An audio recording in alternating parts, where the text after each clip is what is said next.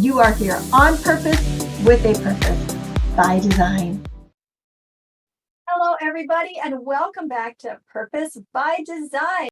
I'm so glad that you are here. I'm Pamela Hinkle, and today our guest has quite an incredible story and journey, not just the journey behind him, but the journey in front of him. And you, friend, can help him in many ways, but you are going to hear all about it. So I'm not going to take a whole lot more time. I want to introduce to you Luis Rosario. Did I say your name right, Luis? Yes, you did. Correct. Okay, Thank you.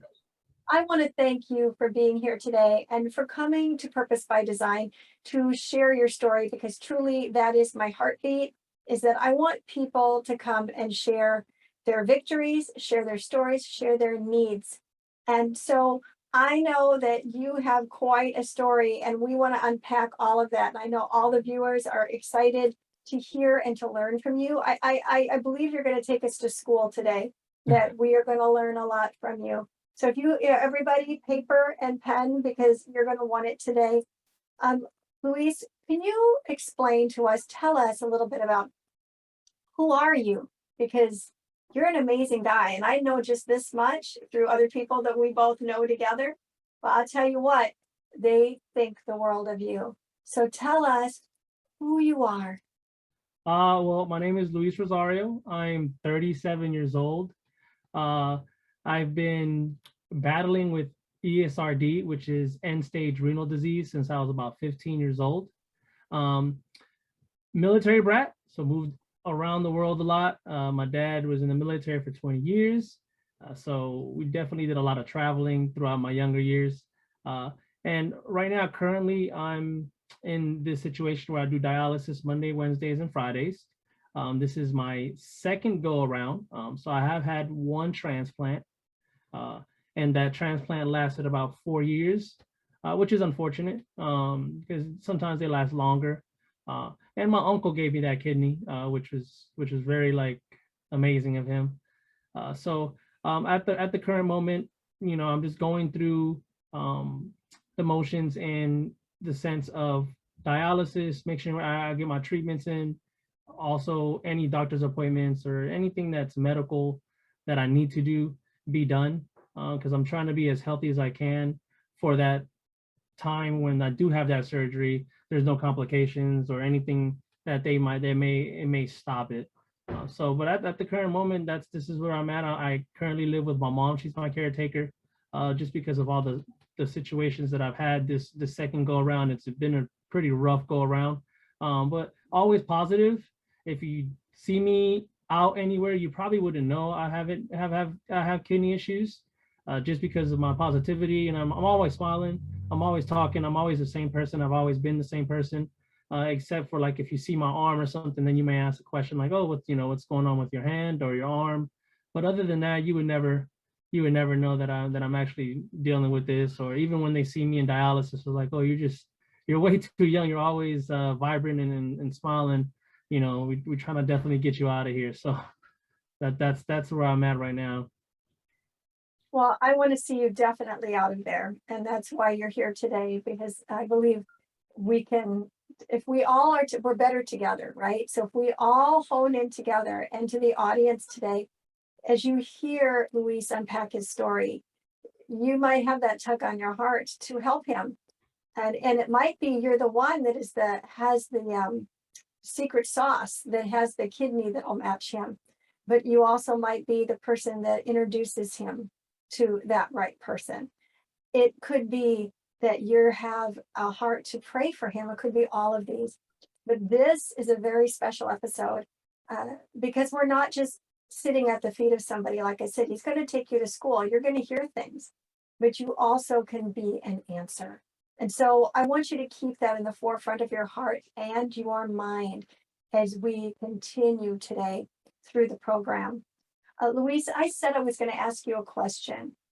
And coming from your unique perspective, walking through what you've walked through in your life, if you could have a billboard on any, interstate, anywhere in the world, and you could have it say anything you wanted to affect the lives of of the driver's virus, what would you have yours say? I would honestly create donor awareness. I feel like at the end of it, a lot of people don't know a lot of information about donor awareness and how you can help save lives, and not just me, meaning like a better chance of life, but a lot of people out there. I read a quote the other day saying that 100,000 people are on dialysis like a month, but donor awareness is only like 500. It was a very, very low number. And it's Wow. and I honestly think it's because of this, just the education piece. A lot of people that I've talked to about donating, they are afraid of course, surgery, what it entails afterwards. So I would put a billboard on donor awareness and maybe like an education hotline for those that are not even have been thinking about it or are interested. They can call in and get more education on it. And that won't even help me. That'll just help a lot of people in in the United States or wherever in the world that it may be. Because I think that's big right now. I mean, and it can be for anything: kidney, heart, liver. But I think donor awareness is probably what I would put on a billboard. I love that, donor awareness. And that's really part of what you're doing today, is bringing awareness. Yes. So that absolutely fits hand in glove with your story. When you started out today, you said that you had been dealing with a disease for most of your life, which is, I'm assuming, what has brought you in some way, shape, or form kind of into the situation that you're in now. Can you unpack a little bit for us what that looks like for you? Where did this start, and kind of bring us up to where you are at today? So around 15, I started having back issues, and my mom, we went to the hospital. Actually, I was kind of a sense, if you have kidney infections, sometimes people, and this might, I don't know if you might get graphic or not, but they urinate blood. So at that point, I was urinating blood. So my mom took me to the hospital. 2 weeks of them saying there's nothing wrong. There's nothing wrong with me. And she's like, there's no, he's still urinating blood. It's been a week. We need to get a referral. So when I got to that referral, they sent me to a nephrologist who, they did a kidney biopsy at that moment. So this was like, I was still 15 years old. He came back and said that I had IGA nephropathy, which is the disease that I have, which creates scar tissue damage on your kidneys. Don't know how I got it. Nobody in my family has any kidney issues. He said it's a very rare disease. So the insane part of that whole story is that, I'm sitting there with my mom and he's telling us that I have 30% scar tissue damage, which is almost failure of my kidneys, of my original kidneys that I had at the time. And he says, your son has about 3 months to live. So this was something that I was told at 15. It was crazy. I'm 37 now, so I feel like I definitely surpassed whatever his opinion about it was. So he did refer me to a pediatrician nephrologist, and from there, my mom and me, we did every natural remedy in the book, aloe vera juice, everything that we saw that can bring back those kidneys back to life, I did. And around the age of 17 is when, like right before my senior year in high school, is when I went back to the hospital and they said my original kidneys are normal functioning now and they couldn't find the disease anymore. So that was a blessing in disguise. When I was like about to graduate high school, I felt like I'm back, and now I can kind of live a better, healthy life. And so that kind of went on until around 27, 28 is when I found out I was having blood pressure issues. And that, if I'm not mistaken, I think that's what caused me throughout my years. My body got used to my blood pressure. So I personally didn't know that I was, again, affected. And a lot of people may not know this, but blood pressure is the #1 attacker of kidneys. If you don't control your blood pressure, that actually gives you that scar tissue damage on your kidneys. So high blood pressure is a very, very bad thing, meaning in a sense of kidneys. If you let it go on for a while, it can deteriorate the kidneys little by little, and then you get to a point where now you either have to go to do dialysis, or maybe they can do a what they call maintenance dialysis to kind of fix the original kidneys. But blood pressure is the number one, to me, a factor of your kidneys. And on my disease, current disease, IgA nephropathy, high blood pressure is the number one. So it comes with, like, hand in hand with the disease that I have. But the symptom of it, is that what you're It's saying? a symptom, yeah. So everybody has different. Sometimes it varies on person to person. For me, high blood pressure is one of the main symptoms. And honestly, I think if going back, I personally would change. Meaning, I've always had good insurance. I've always had great jobs. I think personally, as a young adult, and a lot of the young adults don't think it's important to go visit the doctors or every so and so months. I think that, and I tell this to all my friends now, say, man, if you see something, or if you feel like your body is doing something different, like, go get it checked out, because you never know what that can cause, or you may be stopping something before it starts. And that's something that I personally didn't do.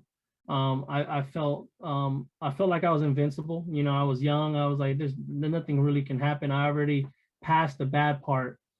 So now, once that came, it kind of was like a stop in the road for me, when that occurred. Yeah, you're so right. And I just want to circle back to that pre-care, the taking care of your RV unit is usually what I call this body. Is my RV unit, that we're here. We just get one, and RV units need maintenance, whatever your vehicle you're actually driving literally needs maintenance, right? And so does our body. And having those annual checkups, it doesn't matter how old or how young you are. I mean, we do it for our children when our children are little, and the doctor says they come in for these 6-month, 9-month, 3-year, 12-year, whatever. And then all of a sudden it's like you think you don't need it anymore. But you are so right to be watchful of that. I heard a minister once say, Luis, that he said this on change, just really was one of these, like, changed the way I thought even about medicine or the medical community. And that was this. He said that as a minister, as a man of God, that he submit his life under God. And then he would let God direct him to the doctor or the medical professional that he would submit his body under. Now, that didn't mean that he wasn't looking to God for help or to be his physician or whatever, but that he recognized the importance of having that medical professional as the responsible person overlooking and watching your health, just like you're talking about, so that things are caught early, things that could be reversed or fixed or changed, all can be. So I love the fact that right off the top, coming out of the gate, you are encouraging everybody to do that. And you can't think about the cost of it. You have to think about what it might cost you if you don't do it. Yeah, because I think when I went, I was living in California at the time. I started getting blurry vision, and when I went to the hospital, they said, "Oh, your blood pressure's up." Again, the doctor sent me away with Tylenol. So I was still having the same symptoms. So I finally went to see a nephrologist down there, and it got to the point where I had let that blood pressure, I think, affect me so much that when I got all those exams done for my kidneys, it was almost to the point of no return for my kidneys at that point. The doctor came in and said, "Hey, we're gonna have to start you on dialysis right away. Your kidneys, you have, basically 10% function, and we're gonna have to start right away so you can have a better life." I was exhausted. I was losing a lot of weight, so I knew something was up. But unfortunately, that occurred.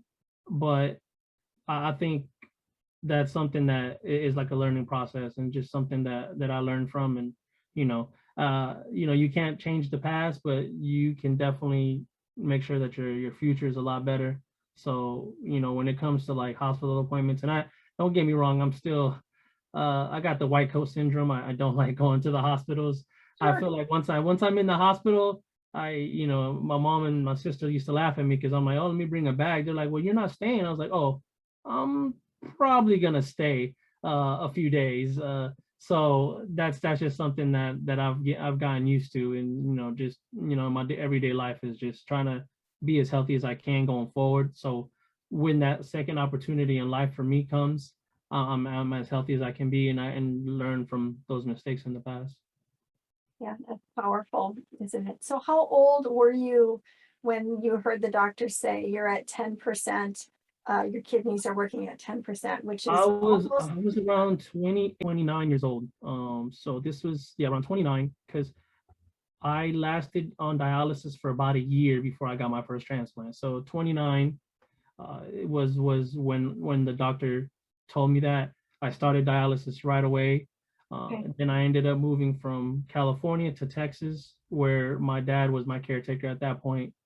So I stayed there for about a year, and we did all the exams in San Antonio, Texas, is where I got my first transplant. Okay, and you said that came from your uncle, correct? My uncle, yes. It was several people that took the exams. My dad, my mom, my sister. Then I think my uncle was the fourth one up, and they approved him right away after the exams. We just waited a few months because he was in school at the current moment. So we waited a few months, and after he graduated from school, we did the surgery that next day. Wow. You know, you mentioned one of the things that scare people is the surgery. So I imagine you could explain that a little bit for somebody that might be considering helping out you or helping out somebody else. What does that look like as a donor? Saying, hey, okay, I'm interested, but what does that mean for me and my family? For as a donor, of course, you go through some very intensive exams to even be qualified. So of course they check for everything, diabetes, make sure you don't have diabetes, you're not diabetic, kidney function is great. They do ultrasounds, they do plenty of blood work, they monitor your blood pressure. This is all stuff before they even get to like the final portion of that to make sure that you're approved. So if your blood pressure is a little high, they may deny you. If they see that, for example, I had a lady uh, wanted to donate to me this time go around, and everything was perfect until she got to the diabetic part of it, and she was right at the pre-diabetic line, Mm, and her doctor sent the note saying that she was perfectly fine, but the MUSC, the Medical University Southern Charleston, said no, we're not going to risk it, because at the end of the day, this person has to live with a one kidney, and they want to sure. make sure that that kidney is as healthy as possible throughout the rest of their lives. Uh, but surgery wise, it's very minimal for the donor. My uncle, for example, we got surgery. For example, I think it was Wednesday. By Saturday, he was out. He was out by then the week after, he was already running a marathon. So it's a very minimal surgery compared to the actual recipient. I want to say the actual surgical procedure is a lot more extensive than they do with the donor. It's 3 minor slits, like 1 under your belly button and 2 on the side.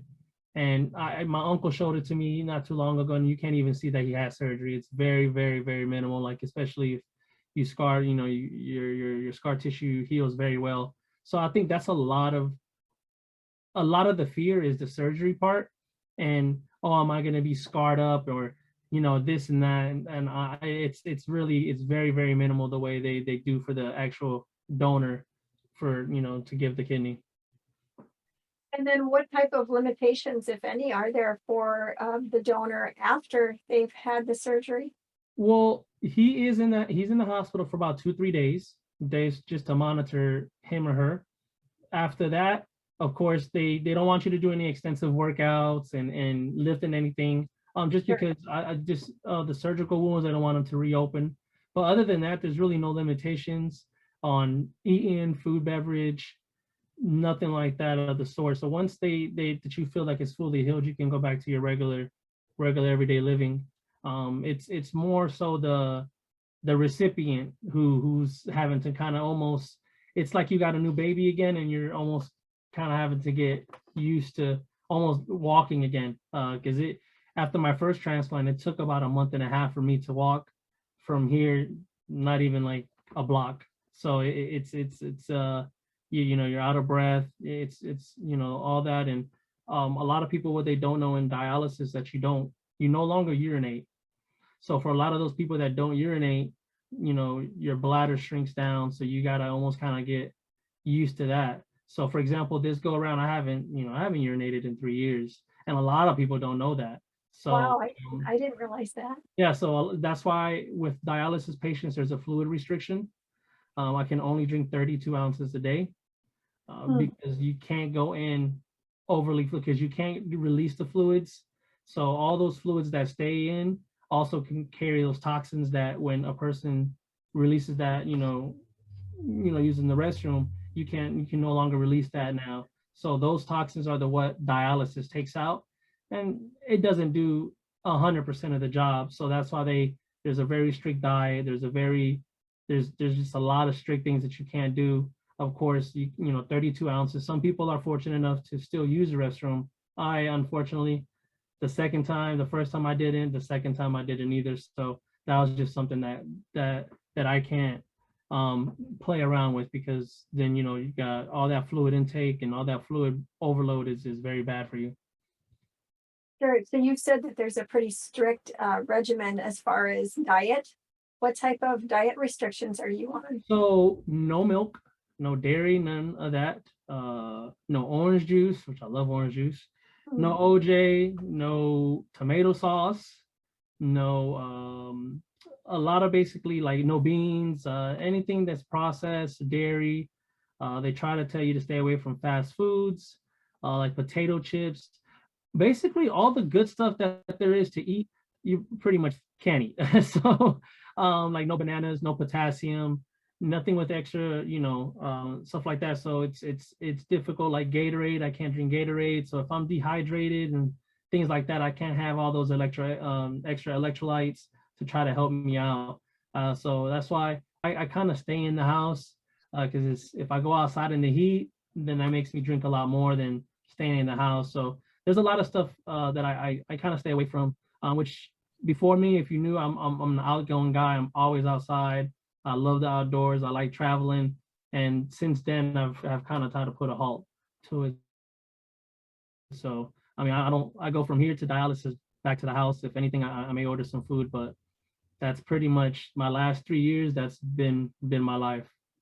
Man. So 3 years ago is when you started having, because you had one kidney transplant, right? I had one. They were successful with that, right?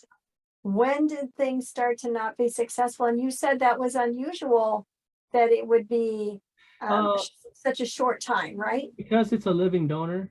Living donors usually last a little bit longer. I currently, once I got my health back and I felt like I was in a right state to go back to work, I went to work for American Airlines as a flight attendant. And great job. I love the job, but I did get sick a lot. And one thing that when you have a kidney transplant, you take anti-rejection medicines for the rest of your life. Those rejection medicines drop your immune system. So I stayed sick a lot of the times. I ended up in the hospital at one point in Florida. This is where I was working at the time. They thought I had cancer. So that was like another issue. So they did a bone marrow biopsy, which is pretty painful actually, and I'm pretty pain tolerant. But that was a pretty painful procedure. But they of course I didn't have cancer, which was good news. But after that, I got healthy again. But once I started feeling bad, since I've already felt that way before, I felt like I knew my kidneys were rejecting. I went to the hospital. There's my creatinine level, which is what they use to see what your function is, was getting higher and higher and higher.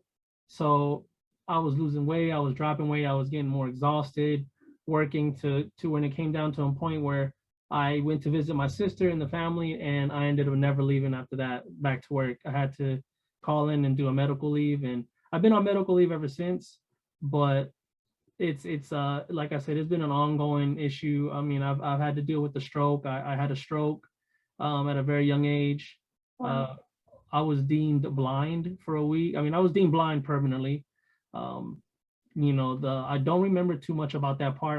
I remember talking to my mom the day before, and she's saying, hey, pray everything's going to be okay. Just go to sleep, and tomorrow you see it's going to be a better day. And when I woke up that next day, I was able to see very close, but I was able to see a little bit.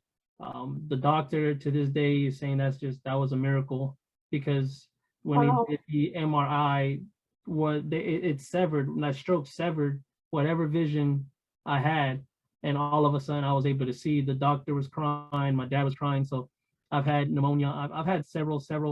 I was in the hospital for about a month and a half with the pneumonia. That got really, really bad, and that was due to dialysis. And like I was saying, the fluid overload. I was doing a certain type of dialysis, and the fluid seeped into my lungs, and it caused my lungs to fully. I was on an oxygen tank for about almost 2 months, walking around my sister's house. So it's been a rough go around this round. But I feel like everything is done for like a teaching point for me to going forward, what I need to do and what I not to do. Once I get the second kidney. Is there a difference between having, you mentioned a living donor, so a living donor versus the non-living donor? Is there a difference? Like a deceased donor. So the living donor, of course, it's going to be a better kidney. It's depending on that person and their health. You're going to get a healthier kidney, of course. With the deceased donor, that's why it takes a lot longer if you're on the list, which I am on the transplant list. So for a living donor, you can get a donor right away as long as they take the exams. For a deceased donor, depending on where you live currently in your states, each state's different and they vary on your blood type and how many years you may have to wait for that kidney because of your blood type. I'm in South Carolina, and I think that the time frame is between 3 and 5 years for that being on the transplant list for O positive. And so, a lot of times you get it faster, but you'll get that call and you have 3 hours to get to the hospital because it's a deceased donor. That kidney has to be, healthy enough to when you get there, they can give you surgery right away. And that's not 100%, because when you get there, they have to make sure that kidney, your antibodies are perfect for that kidney, and your antibodies don't attack it as soon as they come into your body, because it's a foreign object. And so your body's going to attack it right away. But so, that's why they got the anti-rejection medicines, and you basically have to carry that on through the rest of your life. Then this first one that you had, you said was 4 years? Is 4 that years. how, Yes. is that the average time that how long No, does it take? some people 20 years, some people 15. Some people 1. Some people will get the kidney in and automatically will fail. So I was fortunate enough to, when they said they did the surgery, like my kidney started pumping blood right away, and I was Oh, right from then and there. Like I remember my mom saying that all my color came back. I just looked a lot healthier from when I was on dialysis. So it kind of brings your life back, because you're always tired. It's exhausting. You can't do too much things, and just physical activity wise, it's with dialysis, it's hard. yeah, I can only imagine. I mean, I can't even imagine. Mhm. So now, where are you at in your process? Because now you are in a place again where you're doing dialysis.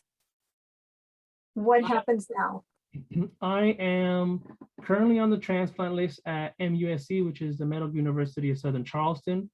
I've applied for Georgia and Charlotte as well. So hopefully the more hospitals I'm listed at, the better chances I have. But currently I've been doing dialysis for about 2.5 years, going on 3. So I do hemodialysis, which is through a vein. You can probably see, see the tube if you see it closely. I have a tube that runs in my hand that basically filters the blood through that vein, and it makes that vein big enough to where they can stick you, and it's almost like a blood transfusion with a lot bigger needles, and they need the blood has to flow heavily enough to where they can push that through, and then that's how they filter my blood throughout the day. So I sit on the machine for about 4 hours roughly, Monday, Wednesdays, and Fridays. 4 hours each time. 4 hours each time. What do you do for 4 hours? For 4 hours, if I can, I sleep. Lately I've had bad anxiety, so I try to watch movies, I talk on the phone. anything to keep my mind off of it. And I ended up buying some Bose headsets for noise cancellation, just because the beeping, and there's a lot of beeping, and there's a lot of stuff that goes on that I try to filter out, so that way I can kind of keep my head clear throughout the whole process. Because sometimes that anxiety gets to you. I've had panic attacks for the first time ever this go around, so I never knew what that was until I had it for the first time. That was pretty scary. Definitely don't wish a panic attack upon no one. And I have a lot of issues with my blood pressure dropping. So meaning, in the 60s over 40s. So that's really bad too. So Yeah. when I stand up, I've fainted right back into the chair.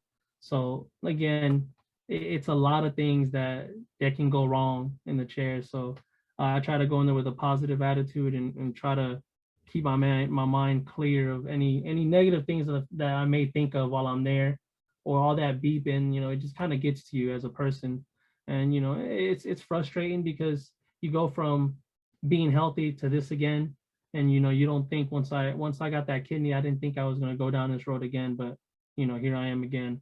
But I'm staying positive, and I know it's coming, and so that's my outlook at things.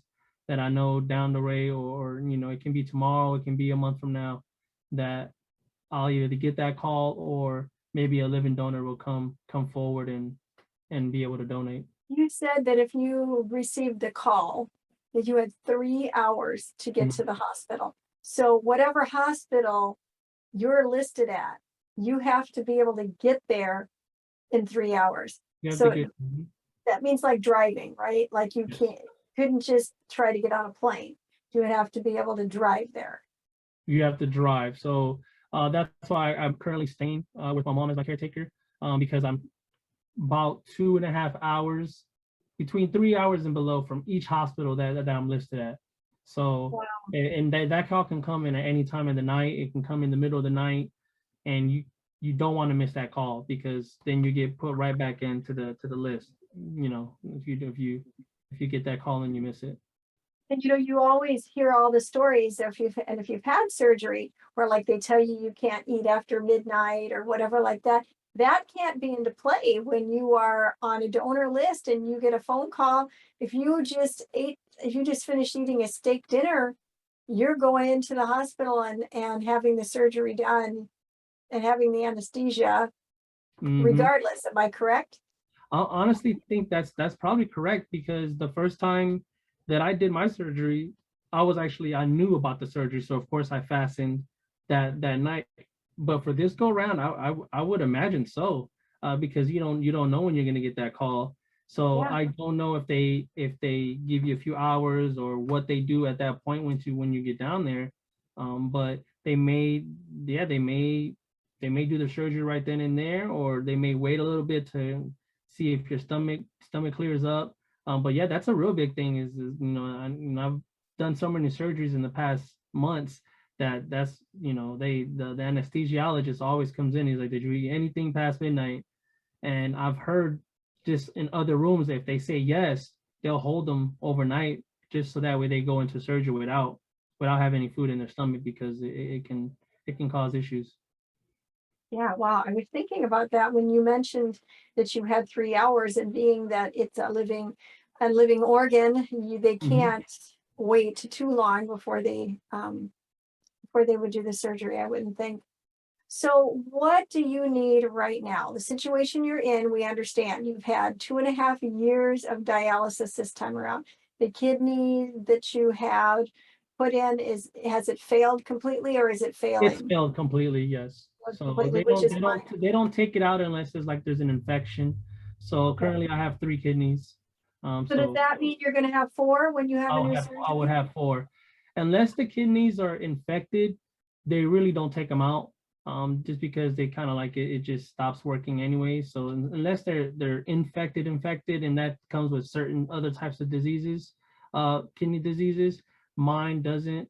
They'll take them out. But for this one, I would have 4 kidneys if I get another kidney. Yes.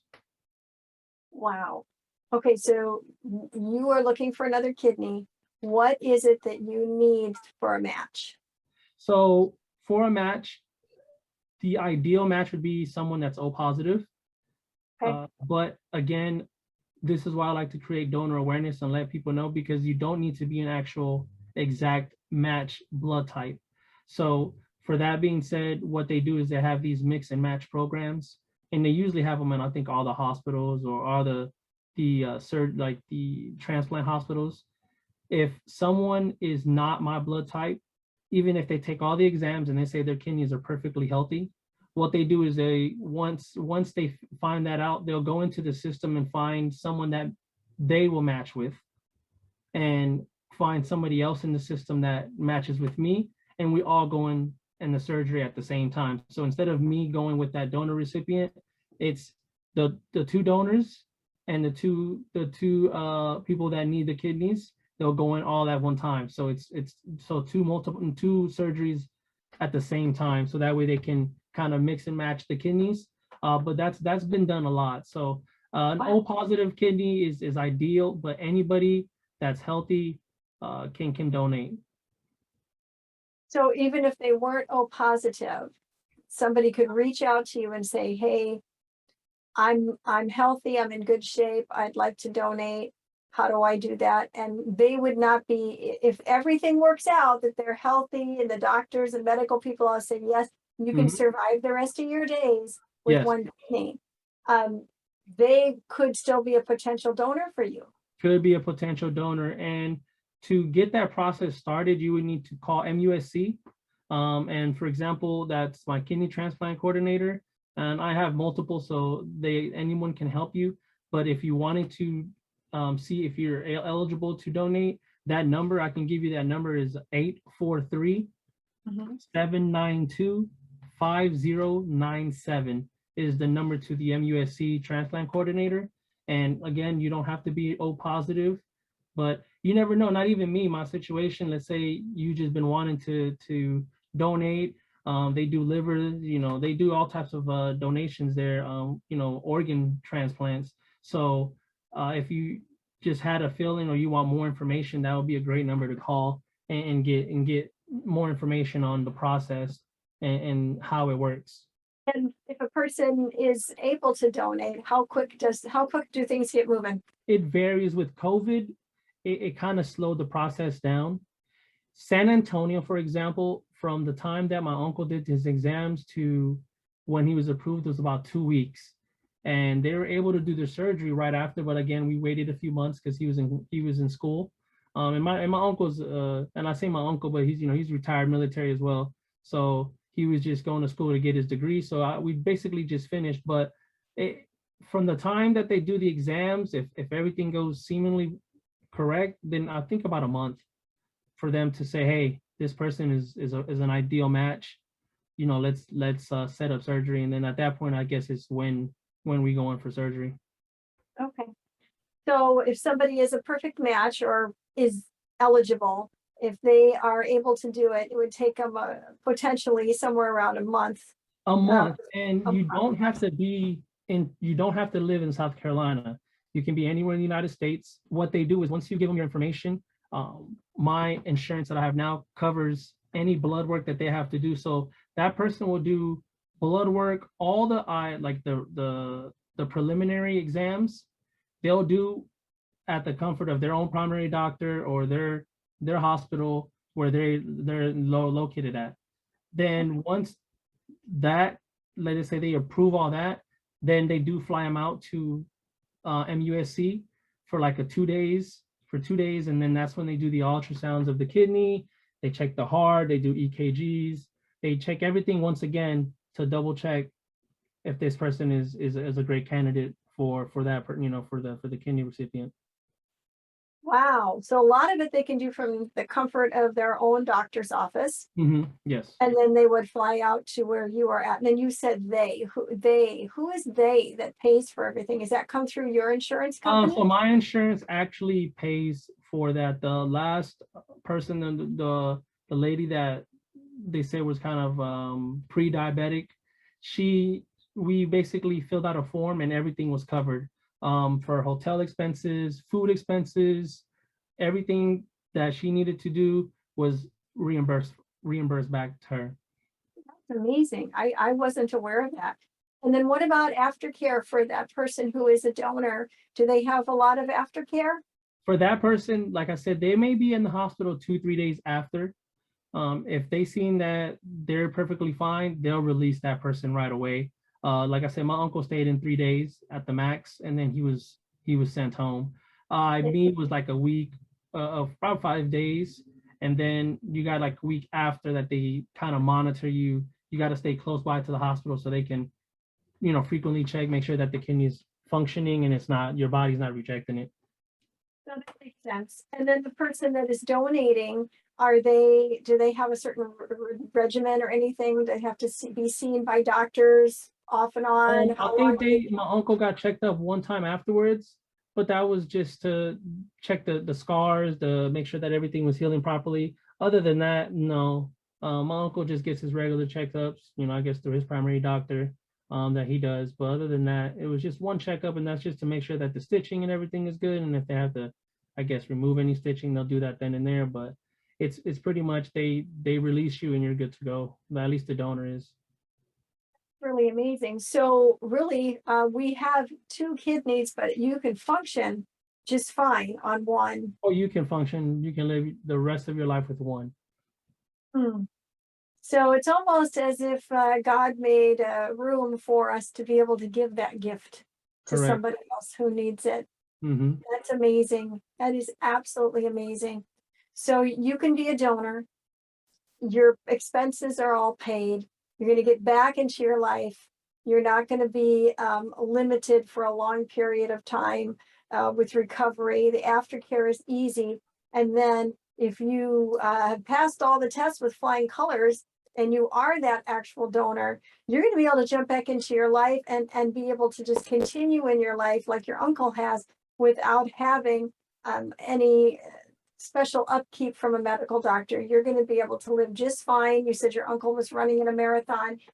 You're not going to be inhibited thinking, oh no, like I have a challenge now because I only have one. If that one kidney is healthy and you're healthy, you're going to, in the aspect of your whole body meeting the requirements, you're going to be just fine after you've given that gift of life to somebody else for the rest of your days. Mm-hmm. Correct. That is amazing. Now, one other question that I have for you. So do you know if somebody is a donor and they have donated their kidney, if they would ever have trouble with their kidneys, is there any special permissions that are given to that person? Like, okay, now they're having kidney trouble and they don't have a backup because they gave theirs. Is that ever an issue that needs to be That's a addressed? very interesting question that I actually don't know. I would personally think that person may have priority Yeah. due to giving that transplant or giving a transplant away, depending on their age and stuff like that, the priority on how high they are on the transplant list. So I would imagine so, because they I think they gave life to someone, so why kind of hold that back from somebody who possibly gave life to that person, whoever they donated to. So I would imagine so. That's an interesting question, and I'm honestly gonna look that up when we're done. So we're gonna see. Okay, yeah, let us know because we'll add that in the description. Even though it doesn't get on here right now, we'll Okay. put that in the description if you find out. Yeah, no problem. I'm definitely gonna research that because that's something that I didn't ever think of. And now that you say that, I would imagine that they get put on a higher priority list. But again, it's all about age and where you're at on your age and where you're at on the transplant list too. So age has something to do with your eligibility for a transplant. Age has a lot to do with the eligibility, what caused your kidney failure, especially if you're going through the second time around. It's when I did my exams for MUSC, it's like an extensive 2 days. They ask you tons of questions, psychology evaluations to make sure that going forward, if you do get another kidney, is this person fit, or what happened to that first kidney, for it to fail so fast? Was it something that person did, or was it just the disease came back? And unfortunately with my disease, it can go away for years at a time and then it can come back right away. So it's one of those that can be dormant and then all of a sudden wake back up and affect my kidneys in that sense. And that's the disease you spoke about at the beginning of our interview, right? Yeah, IGA, it's called IGA nephropathy, is the exact terminology for my end stage renal disease. And what does that affect? Is that affecting the kidneys? Is that in fact what is that? So primarily it's high blood pressure. Okay, That's the number one. Then the scar tissue damage. scar So tissue. yeah, so the scar tissue and the blood pressure is really primarily what affects the kidneys in that disease, is that scar tissue damage, because that tissue damage is not letting you filter out those toxins. It's like depriving the kidney from doing what it needs to do. That's why you said a little while ago that you were struggling with your blood pressure and you didn't probably pay as much attention to it as you should have. And that wasn't just your fault because you were talking to medical professionals that were like, go home, right? But for you right now, and for anybody else that would be in your shoes, you would be monitoring blood pressure, like that would be a top priority. And if something was out of Yeah. order, out of whack, you would be into the medical community that's serving you at the capacity that they are, and fixing that or working on that, or because you're wanting to protect that new kidney. And Mhm. so it sounds like that would be like something that your team would be watching. Is that right? Yeah, so for example, on when I got my first kidney, my blood pressure was regulated. Just because again the disease was not there anymore, not with the new kidney. So a healthy kidney also regulates blood pressure. So that it regulates your blood pressure. It creates more red cells, blood red cell, like red blood cells.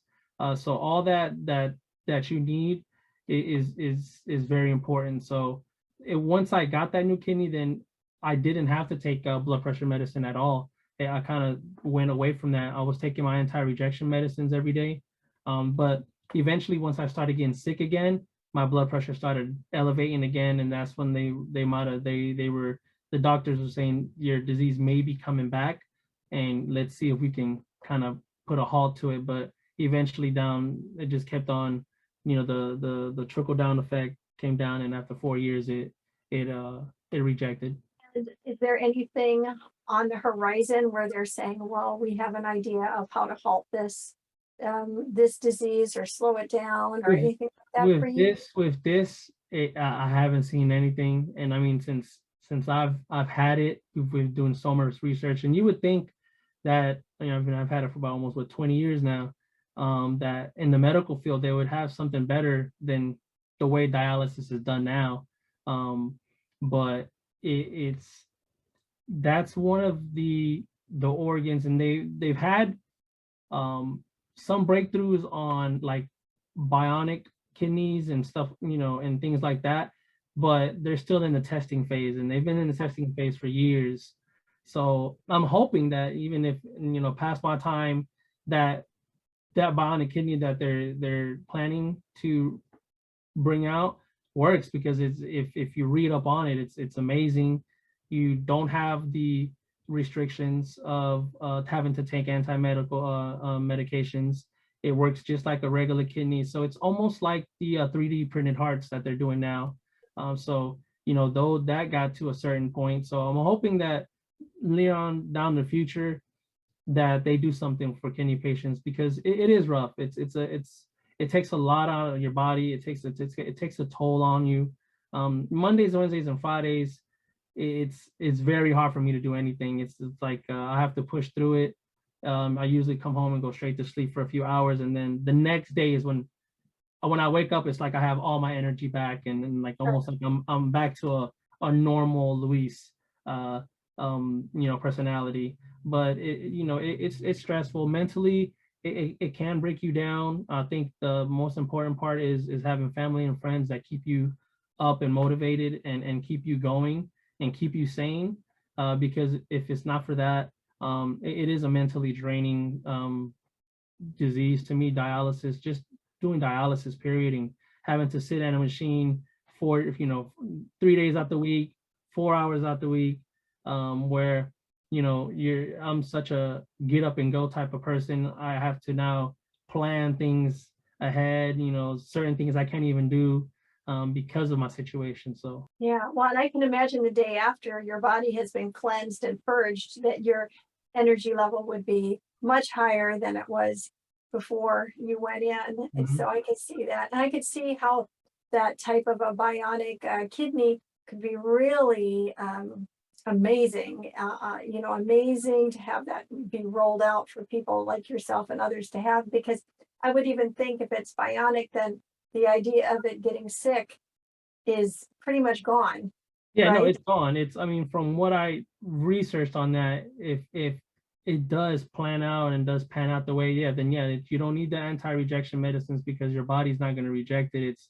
It's and it works just as a regular kidney. So I'm hoping, hopefully maybe not in my lifetime, but in the future that it works out for somebody, because that would be amazing. Well, and let's pray for it to be within your lifetime, within our lifetime, because not only could that maybe be something down the road uh, for you, maybe not, because you're going to get this next transplant and you're going to be great. But even somebody else Uh, mhm. that's in your shoes, right? Somebody else that is sitting in Yes. your shoes or that will be in it tomorrow, that could help a lot of people. So before we start to wrap, we're going to just start to close up. But number one, I want to ask you this. Do you have a YouTube station? Are you putting out material where people can learn about donating? They can learn about what it, learn about your situation. How can people plug into you, hear about you, and all the education that you are offering, the awareness Um, you're as offering? of right now, I do some things like I'll post every now and then on like on my Instagram or my Facebook. So I do try to post like if I'm at the hospital or situations that arise, I do post those on there. So Instagram wise, or my mom actually does a lot more of the posting for me. Especially if I'm sick in the hospital, she'll post for me to let everybody know I'm there. But educational wise, I would say maybe check up on MUSC, go to the actual website, look at the donor program. They have a lot of pamphlets on the donor program and all the steps and how you can go about becoming a donor. So for that aspect, I would say the hospital MUSC would be the best informational, or my transplant kidney coordinator, who I gave you the number earlier, to call and possibly ask questions if you need any more questions. If you wanted my Instagram is LROSARIO84. And if you have any questions, you can DM me personally there, and I can answer as much as I can. Okay, that sounds wonderful. So people can reach out to you directly. They Mhm. can also go to your coordinator, or they can go to MUSC. Is that what you said? MUSC South Carolina. So it's they might be a different MUSC. So but yeah, so MUSC, or my phone number directly is 310-913-2070, and you can text me if you have any questions, and if I don't know the answer, I'll get that answer, I'll get the answer for you. So I believe that. I believe you will. Wow, that is such so much knowledge that you have deposited today. And I have to say, you know what? I have had numerous friends that have gone through what you're dealing with right now. And even so, I wasn't aware of the simplicity, because normally their donor came from within their family. I was not aware of the simplicity of the procedure. And I'm so glad that you helped us navigate through that, because you're right. I think that becomes a fear stopper. I think it becomes a terror barrier for people, or thinking, how am I going to survive with just one? What if that one quits working on me? All of that kind of stuff becomes a real concern for a person. And you just totally, you just debunked that. yeah. And I believe that's going to help a lot of people. Before we wrap up today, Luis, anything else that you want to share that you didn't get to yet? Honestly, I want to first of all thank you for this opportunity, for bringing me on and sharing my experience. Uh, honestly, for my biggest thing is just, educate. I think out of anything you do in life, you want to educate yourself Yeah. on, what it is. And so if you're afraid of something, just make sure you educate yourself before assuming the worst, or something that it's not factual.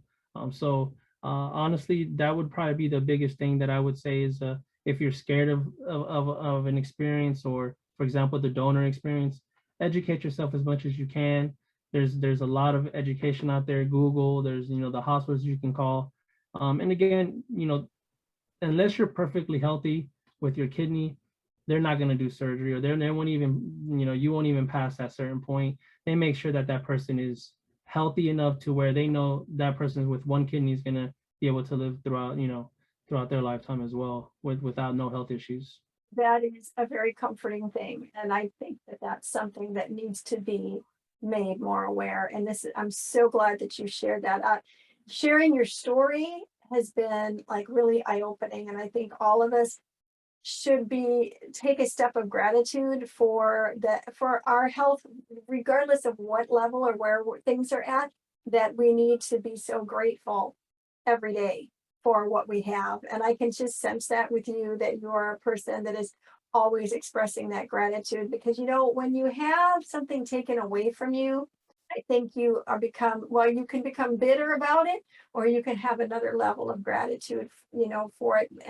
And you've had close calls, you've had a lot of things happen, and yet you're still here bringing awareness. You're being a light. You're kind of like that lighthouse in the storm. And so I'm just so grateful that you came on here today and Thank you. shared your story, your wisdom, took us to school, like I said you would.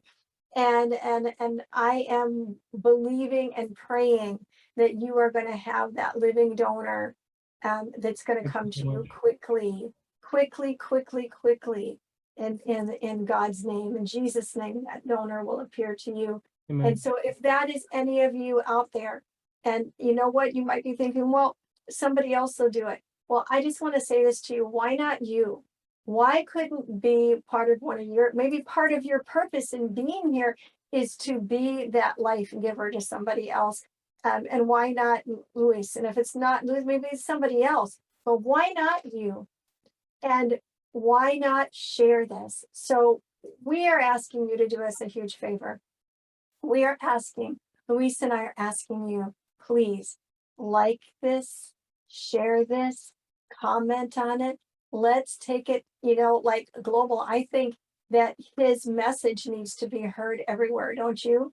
Yes. And because of him, but because of what this whole thing is representing. Yes, let's take it and make it, like, let's just, so that it is just viral all over, so that you can get the donor you need, but also so that this awareness is out there to help others.